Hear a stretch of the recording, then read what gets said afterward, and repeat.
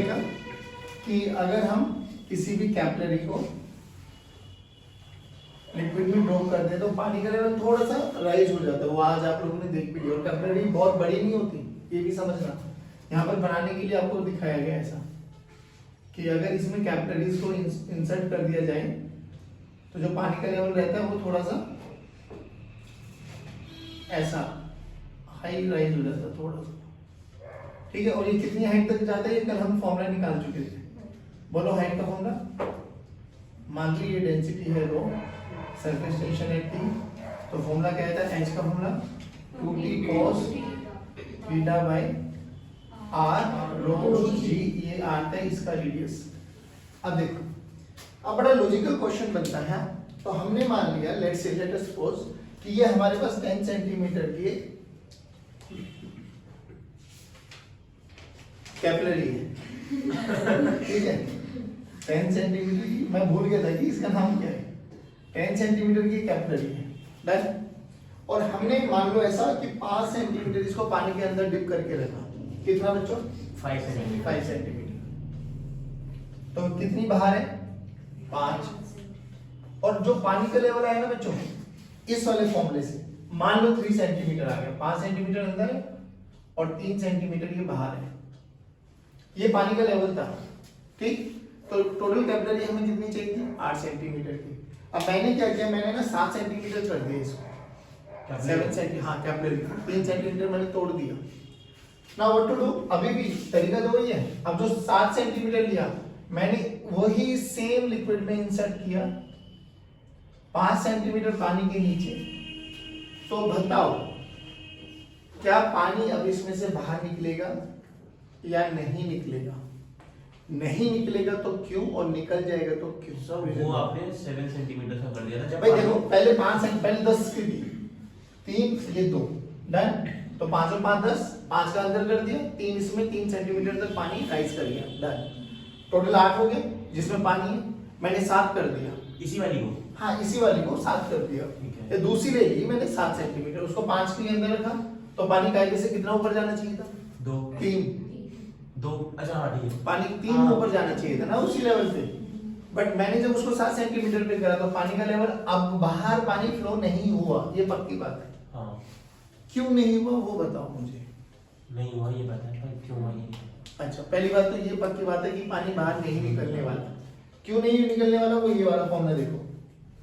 अगर हम लोग राइट हैंड साइड पे जाए, राइट हैंड साइड पे, हाँ, तो इसका वो वाला फॉर्मूला निकालो आप। H this is equals to 2t by r rho g। ये r क्या था बाबू?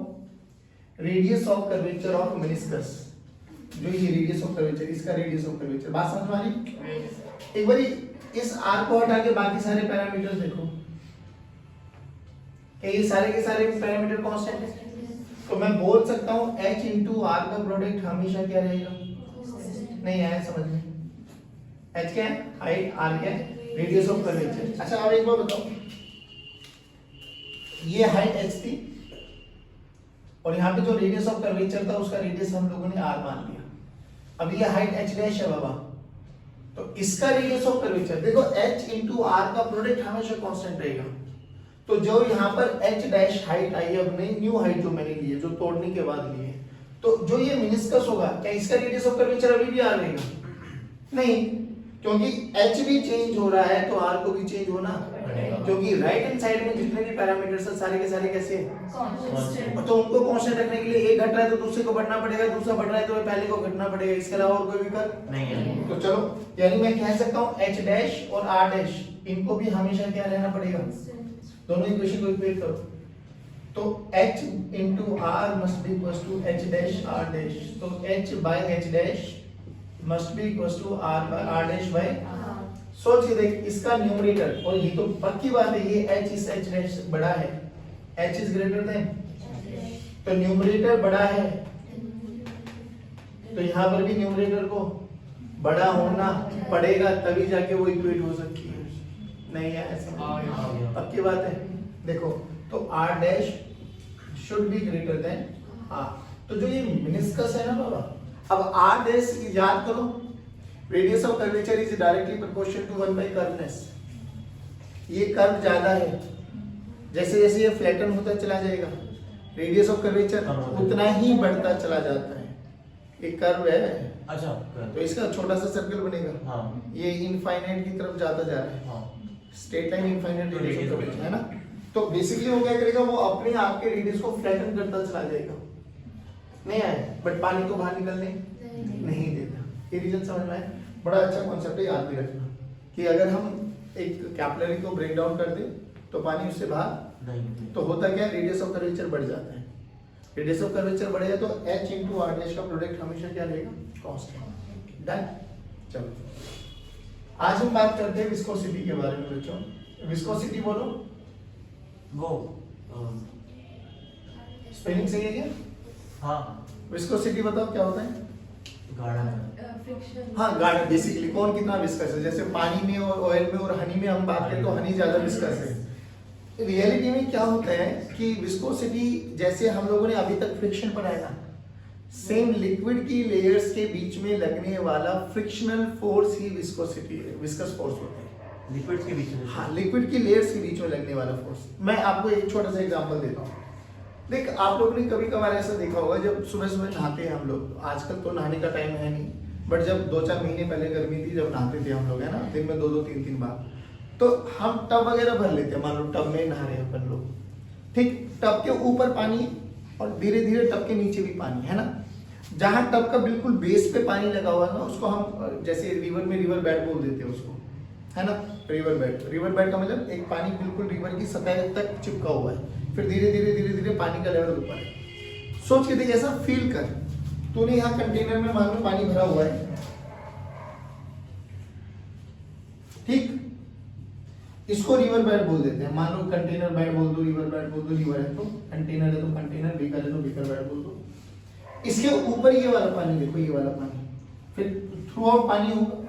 अब नॉर्मली हम क्या कर लेते, कई बार ऐसे नहीं करते, पानी में ऐसे हाथ मारते हैं, तो जो पानी में ऐसे हाथ मार दो तो क्या देखते हो आप लोग, जो ऊपर वाला पानी है ना वही चल पाता है, बस वही डिस्टर्ब होता है। इसको पता भी नहीं होगा ऊपर का हलचल मची है। क्यों? ऐसा रीजन समझ में आया? क्योंकि इनके बीच में मान लो ये बहुत सारी लेयर्स है, ऐसे बहुत सारी लेयर्स है।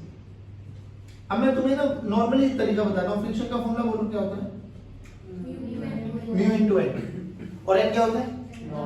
Normal reaction, normal reaction m into g। Perfect perfect perfect. मुझे बस इतना बता, अगर मैं यहाँ पे पॉइंट a मानूं, यहाँ पे पॉइंट b मानूं और यहाँ पे पॉइंट c मानूं, टेल मी वन थिंग, कहाँ पर ज्यादा वेट नॉर्मल पैदा होने वाला है? कहाँ पे ज्यादा नॉर्मल लगेगा? a पे, b पे, c पे। a पे तो कौन लगाएगा नॉर्मल? ऊपर वाला, ये वाला लिक्विड नहीं आया बाबू। b पे कौन लगाएगा? ये वाला। और c पे सारा का सारा। तो सबसे ज्यादा फ्रिक्शन कहाँ पर है? C पर। नहीं आया। सबसे ज्यादा फ्रिक्शन सी पर होगा ना, तो ये यू विल रियलाइज, जो रिवर बेड होता है ना, जो बिल्कुल पानी के टच में, जो सरफेस के टच में लेयर होती है, वो चलती भी नहीं है। सबसे तेज कौन चलेगी? जो अपर सरफेस पे होता है। अब रीजन समझ इसका क्यों होता है, यही होता है विस्कस फोर्स। बेसिकली हर एक लेयर के बीच में एक ड्रैगिंग फोर्स होता है। याद करो block on block, block on block में क्या देखा था हम लोगों ने? एक ब्लॉक, उसके ऊपर एक ब्लॉक, इस पे फोर्स लगाया, इनके बीच का कोएफिशिएंट ऑफ फ्रिक्शन म्यू माना था, ये फोर्स लगाया था हम लोगों ने, A and this is B। A पर बैठ के देख रहे थे तो B किधर जा रहा था? पीछे। A को ये बात अच्छी, तो A ने B पे किधर लगाया? आगे। B पर बैठ के देख रहे थे तो A किधर जा रहा था? आगे। B को ये ऐसा अच्छा लगा नहीं तो B ने A पर किधर लगाया? ऐसे एक्शन रिएक्शन पेयर बना था। सिमिलरली पानी में भी बेटा ऐसी लेयर्स होती है आपके पास, ये लेयर्स होती है पानी में भी। ये मान लो रिवर बेड वाली लेयर आपके पास, तो जैसे जैसे आप ऊपर चलते चले जाते हो ना बाबू, तो वैसे वैसे फ्रीक्वेंसी मतलब स्पीड बढ़ती चली जाती है। जो रिवर बेड वाली स्पीड है ना, ये हमेशा 0 मान के चलेंगे हम लोग। सबसे ज्यादा स्पीड होती है अपर सरफेस पे भी, मैक्सिमम। अब फ्रिक्शन के बारे में बात करते हैं। मान लो यहाँ रिवर बेड से हमने y दूरी पर जाके एक कोई भी लेयर ले ली, जिसमें एक लेयर ये मान लेता हूँ, अलग अलग कलर बना लेता हूँ जिससे हमें थोड़ा सा आइडेंटिफाई करना आसान रहे। एक ये वाली लाल वाली, एक मान लीजिए ये नीले वाली, एक लेयर ये वाली और एक लाल वाली। डन।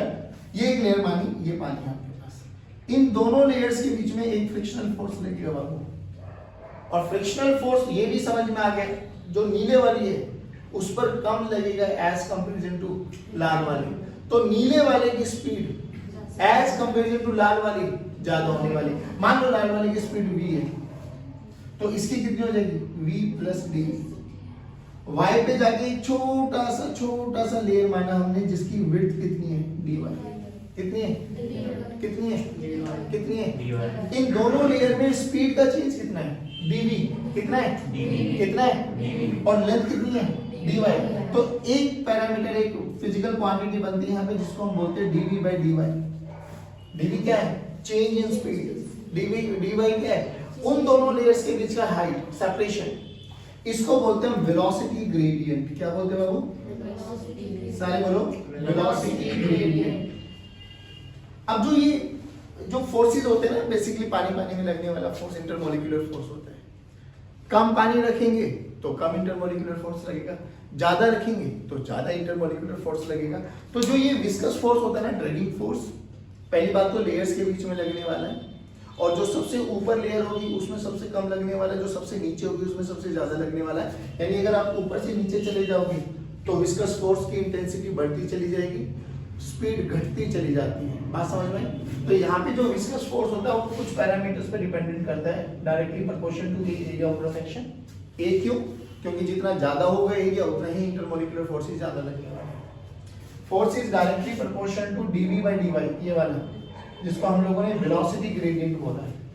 दोनों को मर्ज करो तो यहाँ से f का फॉर्मूला बना डायरेक्टली प्रोपोर्शन के साइन को हटा के we write a constant eta a into dv by dy। Eta बोला जाता है coefficient of viscosity. Chapter number 1 में बहुत बार ही पूछा जाता है write down the dimension formula for viscosity, coefficient of viscosity. और उस समय फॉर्मूला याद नहीं होता बट अब याद हो जाएगा आप लोगों को। ध्यान रखना जितने भी ये ग्रेडियंट पूछे जाते हैं ना, जैसे अभी यहाँ पे वेलोसिटी ग्रेडियंट पूछा है, आगे चल के प्रेशर ग्रेडियंट आता है और 12th में जाके पोटेंशियल ग्रेडियंट आता है।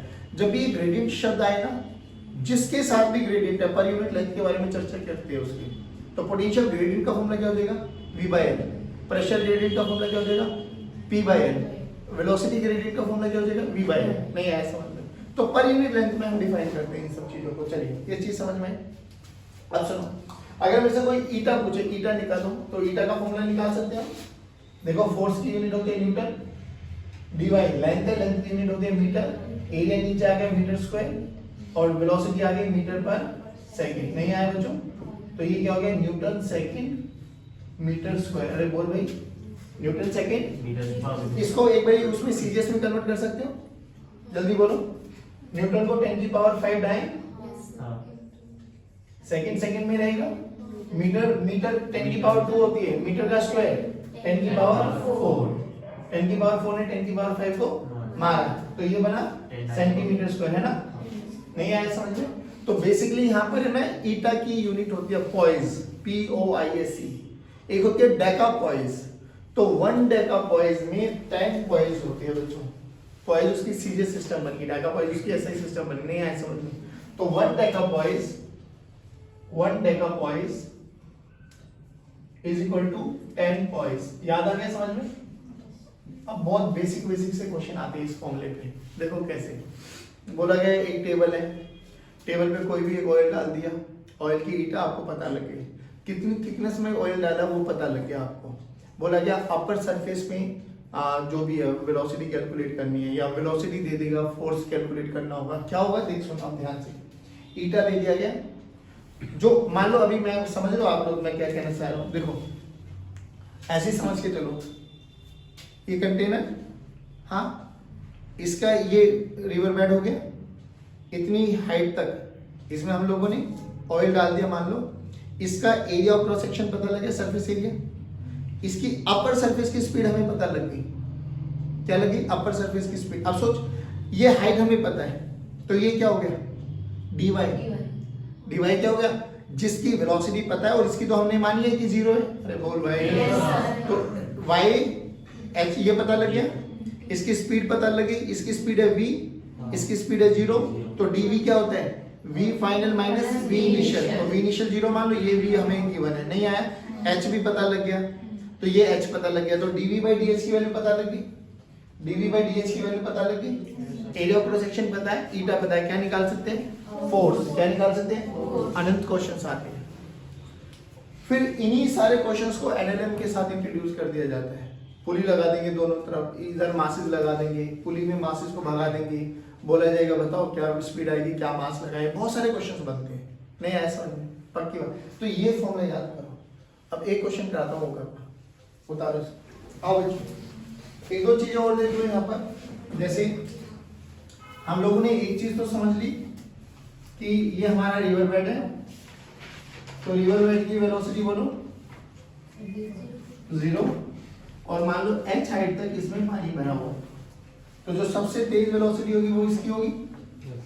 जैसे जैसे जैसे जैसे या नीचे से ऊपर जाओ, ऊपर से नीचे जाओ, तो यू विल रियलाइज कि इनकी जो स्पीड होगी वो धीरे धीरे कम होती चली जाएगी, है ना, ऐसा होता है। तो अभी ये परफेक्ट एक है ना, एक ऐसा बनता है, इनको बोलते हैं velocity profile. This is velocity profile. इसका मतलब क्या होता है कि जो dv by dy है ना, dv by dy का रेशियो वो थ्रू आउट कांस्टेंट है। मान लो इन दोनों में अगर 1 सेंटीमीटर पर मिलीमीटर का चेंज है ना, तो इन दोनों में भी 1 सेंटीमीटर पर सेकेंड पर मिलीमीटर का चेंज आएगा। मतलब dv by dy का रेशियो कांस्टेंट है। बट क्या वो हर केसेस में कांस्टेंट होता है क्या? नहीं, किसी में कम भी हो सकता है, किसी में ज्यादा भी हो सकता है। इसको बोलते हैं velocity profile. As far as अपन लोगों का सिलेबस इज कंसर्न, तो ये स्टेट वेलोसिटी प्रोफाइल है, हमारी भी स्टेट वेलोसिटी प्रोफाइल ही चलेगी, वेलोसिटी प्रोफाइल, है ना। आप लोगों ने कभी नोटिस किया होगा, पाइप में से पानी निकलते हुए देखा होगा। पाइप में से पानी निकलते हुए देख बहुत बहुत सुंदर तरीके से दिखाई देता होगा आप लोगों को। ये पाइप है, आउटर सरफेस, तो सोच इसके पास वाली वेलोसिटी नेग्लिजिबल, इधर वाली भी जैसे जैसे ऊपर चलेंगे स्पीड बढ़ेगी, जैसे जैसे यहाँ से भी चलेंगे स्पीड बढ़ेगी। अरे ये सरफेस है बे, तो यहाँ पे वेलोसिटी अप्रोक्सीमेटली 0, यहाँ पे भी स्पीड अप्रोक्सीमेटली 0। थ्रू आउट 0 थोड़ी ना रहेगी, पानी निकलेगा नहीं क्या? नहीं, मैं नहीं निकल रहा, ऐसा होता है कभी? निकलेगा तो जरूर। तो जैसे जैसे यहाँ से ऊपर जाएगी वेलोसिटी मैक्सिमम, इधर से नीचे आएगी तो भी वेलोसिटी, यानी जो एक्सिस वाला लेयर होता है ना उस पे सबसे ज्यादा मैक्सिमम स्पीड होती है। और फिर ऐसे देखना, कभी पानी निकलते हुए देखना पाइप में से, सेम वाली ये वाली शेप लेता है वो, कभी भी ऑब्जर्व करना। जो पाइप के बिल्कुल चारों तरफ रहता है ना पानी, वो बिल्कुल पीछे रहता है एकदम, ऐसा जैसे दबा रखा है किसी बेचारे ने। और जो बीच वाला एक्सिस वाला होता है वो फटाक से निकलता है। ये समझ में आया?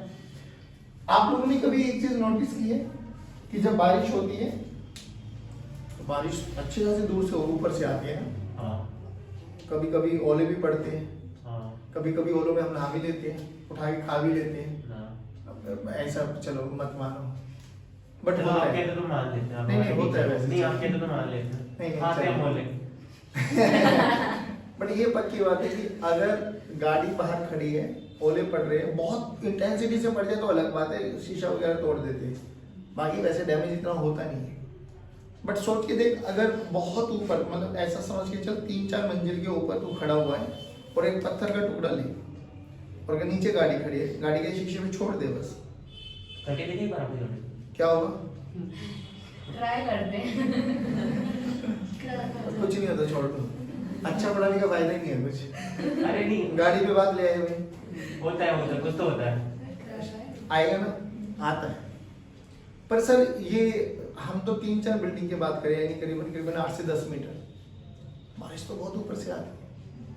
बारिश में ऐसा थोड़ी ना नहाते नहाते ऐसे न्यूज आती है, बारिश में नहाते नहाते कई लोगों की सर फटे, ऐसी न्यूज सुनी कभी ऐसे कि बारिश में नहाते नहाते कई लोग बर्बाद हो गए, घर तबाह हो गए, गड्ढे पड़ गए हैं जमीन में, लोगों के घर जमीन में धंस गए। कभी नहीं पड़े ना ऐसे, और नहीं पढ़ते भी नहीं, ऐसा सुने कभी नहीं। ऐसा क्यों नहीं होता सर? फायदा तो ये कहता कि ग्रेविटी के अंडर पड़ रहा है तो उसकी स्पीड लगातार बढ़नी चाहिए। या तो एक ड्रैगिंग फोर्स होता है K/V, काइनेमेटिक्स में पढ़ाया था। K/V हमेशा वेलोसिटी के अपोजिट में लगता है, तो mg डाउनवर्ड डायरेक्शन में उसको ग्रेविटी खींच रहा होता है और kv उसको रिटार्ड कर रहा होता है। तो होता क्या है, और देख mv जो kv होता है वो वेलोसिटी के डायरेक्टली प्रोपोर्शनल है।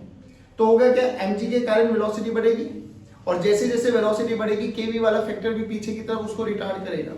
एक समय ऐसा आएगा जब दोनों के दोनों फोर्स बराबर हो जाते, बराबर हो जाते तो F net acceleration zero, velocity constant, तो वो उस वेलोसिटी से नीचे पड़ता है, फिर उसी टाइम पे उसको बोलते हैं टर्मिनल वेलोसिटी। अब सर वहां का कॉन्सेप्ट यहाँ क्यों पढ़ा रहे, सेम ऐसे यहाँ पर भी होता है, इसको बोलते हैं स्टोक्स लॉ, टर्मिनल वेलोसिटी यहाँ पे भी निकालना होता है। होता क्या है, हाँ स्टोक्स लॉ, सुनो क्या होता है। स्टोक्स ने एक फॉर्मूला दे दिया कि जो ड्रैगिंग फोर्स होता है ना, ड्रैगिंग फोर्स जो फॉर्मूला लगता है एफ का, सुन उन्होंने एक फॉर्मूला दे दिया 6 पाई ईटा आर में। और जो ये फॉर्मूला हम पढ़ रहे हैं, पहली बात तो हमारे लिए हम लोगों ने एक स्फेरिकल बॉल पाना है। पानी में अगर आप एक स्फेरिकल बॉल को ही छोड़ोगे तभी हम लोग ये वाला फॉर्मूला लगाएंगे, कोई और दूसरी शेप की बॉडी लगा देंगे तो उसके डायमेंशन चेंज हो जाएंगे, फॉर्मूला चेंज हो जाएगा। सर ये मतलब कौन सा फोर्स है? ये dragging force, viscous force, Stokes law ने जो बोला है। सुनो 6 पाई कांस्टेंट है, ईटा कोएफिशिएंट ऑफ विस्कोसिटी है, R radius of the spherical ball है, v इंस्टेंटेनियस स्पीड है, ठीक, हमेशा वेलोसिटी के अपोज में लगने वाला है। तू ऐसे चलेगा तो ड्रैगिंग पीछे लगेगा, फ्रिक्शन बेसिकली, ड्रैगिंग फोर्स पीछे की तरफ लगेगा। अब क्या हुआ, इन्होंने क्या किया, एक कंटेनर में ना बहुत लंबा सा कंटेनर मान लो, एक ऑब्जेक्ट जिसकी डेंसिटी, एक बॉल जिसकी रेडियस r और जिसकी density raw of s, raw of solid, solid है बाबू, बताओ क्या होगा, सिंक या डिप, सिंक मतलब सिंक और डिप की तो है, सिंक या फ्लोट, सिंक करेगा। अबे सिंक करेगा तो बायंसी का क्या कंडीशन है, ऊपर, बायंसी तो लगेगी ऊपर भाई, चाहे ऊपर आ रहा हो चाहे नीचे जा रहा हो, बायंसी में नहीं है कि ऊपर आ तो जाए बायंसी नीचे नहीं, बायंसी हमेशा ऊपर लगेगी। पहली बात, ड्रैगिंग फोर्स हमेशा वेलोसिटी के अगेंस्ट लगेगा, ड्रैगिंग फोर्स हमेशा, ये समझना आप सोचो, जो कि इस पे mg नीचे लगेगा, बायंसी ऊपर लगेगा। इनिशियली बताओ, इनिशियली वेलोसिटी कितनी है, zero, initially velocity at t equals to 0 पे अगर मैं चर्चा करूं, एट t इक्वल्स टू 0 पे v 0 है बाबा, तो f ड्रैगिंग बोलो 0, क्योंकि देख वेलोसिटी के डायरेक्टली प्रोपोर्शनल है।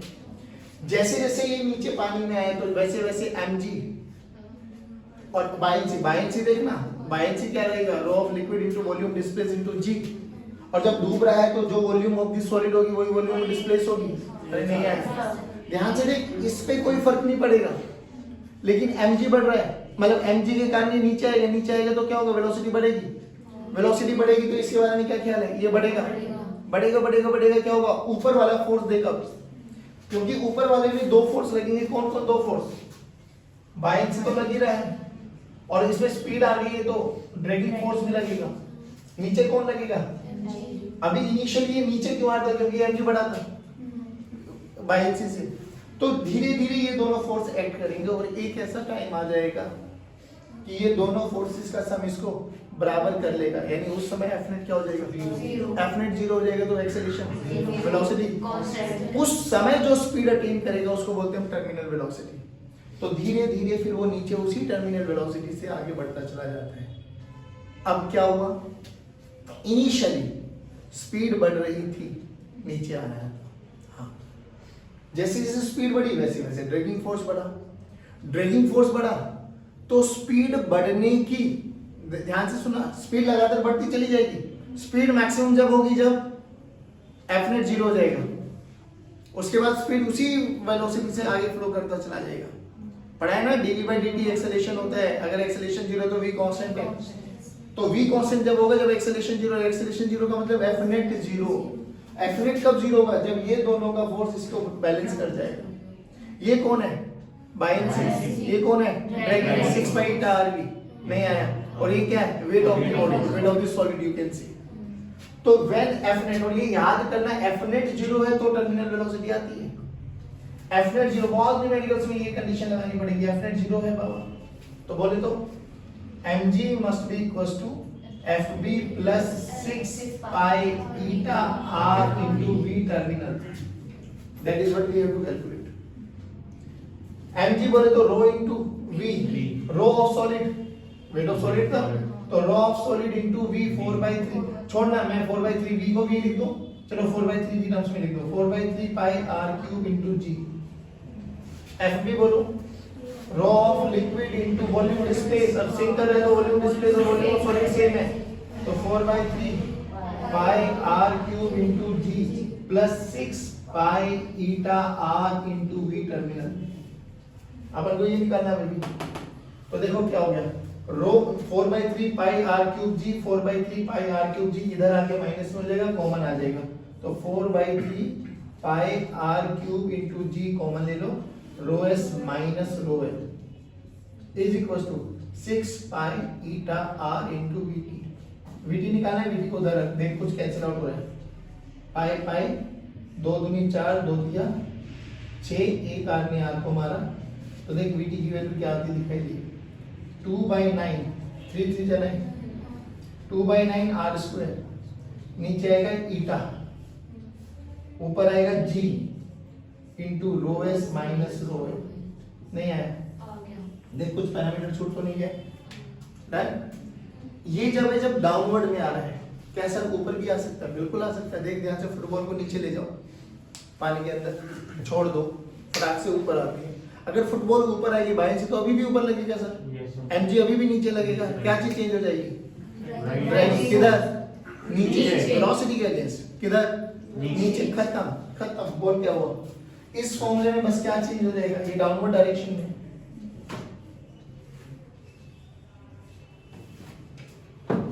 तो अगर ऊपर आ रही है तो अपवर्ड डायरेक्शन में आ रही है, तो क्या चीज चेंज हो जाएगा।